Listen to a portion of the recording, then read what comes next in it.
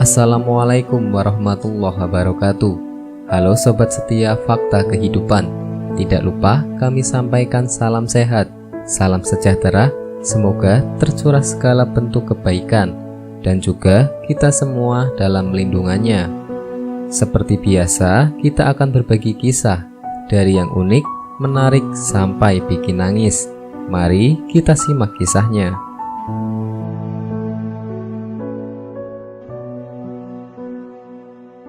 Niat meninggal di Mekah.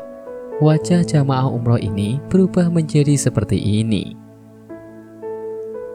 Hampir setiap muslim ingin bisa berkunjung ke Mekah maupun Madinah guna melaksanakan ibadah umroh maupun haji. Namun hanya tamu Allah yang terpilihlah yang bisa diberi kemudahan untuk sampai di depan Ka'bah.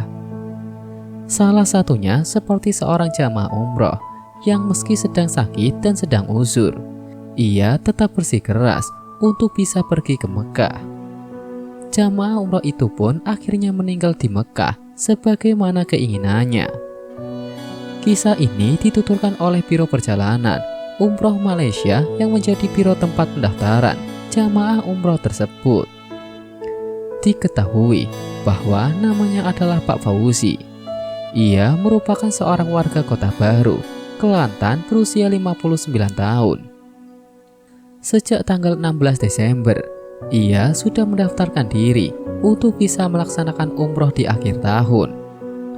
Namun Pak Fauzi dilanda penyakit ginjal sehingga mengharuskannya untuk selalu cuci darah.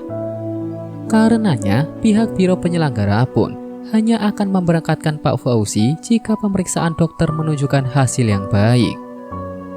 Beberapa minggu sebelum keberangkatan, kondisi kesehatan Pak Fauzi sangatlah tidak baik. Meski demikian, ia bersikeras untuk pergi umroh bulan Desember ini. Sembari menangis, ia menelpon pengurus rombongan untuk mengikut sertakan dalam perjalanan umroh. Pak Fauzi menuturkan bahwa ia ingin sekali melihat Ka'bah meskipun hanya satu kali. Lantaran alasan tersebut, dokter pun mengizinkannya untuk berangkat dengan syarat tetap harus menjalani cuci darah saat beribadah umroh di Mekah. Tentu saja, ucapan dokter tersebut membuat Pak Fauzi merasa senang. Beliau pun mengirimkan pesan kepada kepala rombongan. Saya doakan supaya dipermudah semua urusan selama mengurus saya di Mekah nanti. Dari sekian jamaah umroh, Pak Fauzi termasuk dari 5 orang yang harus menjalani umroh menggunakan kursi roda. Setelah 16 jam perjalanan, akhirnya Pak Fauzi beserta rombongan tiba di Mekah dan menginap di hotel. Melihat kondisinya yang tampak kelelahan, petugas hotel kemudian menggendong Pak Fauzi sampai ke kamar hotel.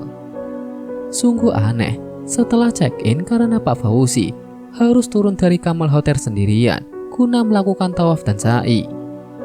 Selama menjalankan ibadah umroh, tidak ada satupun kendala yang dihadapi oleh Pak Fauzi. Dengan ditemani oleh istri dan anaknya yang masih remaja, jamaah umroh itu pun kembali ke hotel dengan wajah dan tubuh yang terlihat lemah. Esok harinya, pihak keluarga bersama kepala rombongan membawa Pak Fauzi ke rumah sakit guna menjalani cuci darah. Setelah selesai dan kembali ke hotel, ternyata Pak Fauzi muntah darah, sehingga pengurus rombongan membawa ke rumah sakit King Abdul Aziz di Mekah.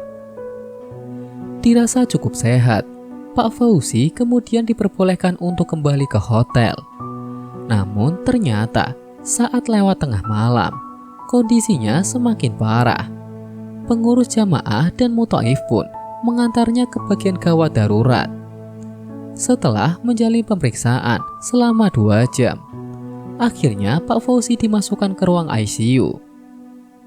Pihak pengurus rombongan pun pulang ke hotel, lantaran tidak bisa masuk ke dalam ruangan tersebut. Sementara, anak dan istri Pak Fauzi tetap tinggal di rumah sakit, guna mengabarkan jika terjadi sesuatu. Dilansir dari Bulan, pukul 4 pagi, pihak keluarga menelpon dan menyatakan bahwa Pak Fauzi telah meninggal dunia. Pihak pengurus rombongan pun ikut membantu pengurus dokumen hingga pemakaman. Nampak wajah Pak Fauzi yang awalnya hitam dikarenakan penyakitnya, justru tampak bersih dan terlihat ceria saat disembayangkan oleh ribuan orang di Masjidil Haram.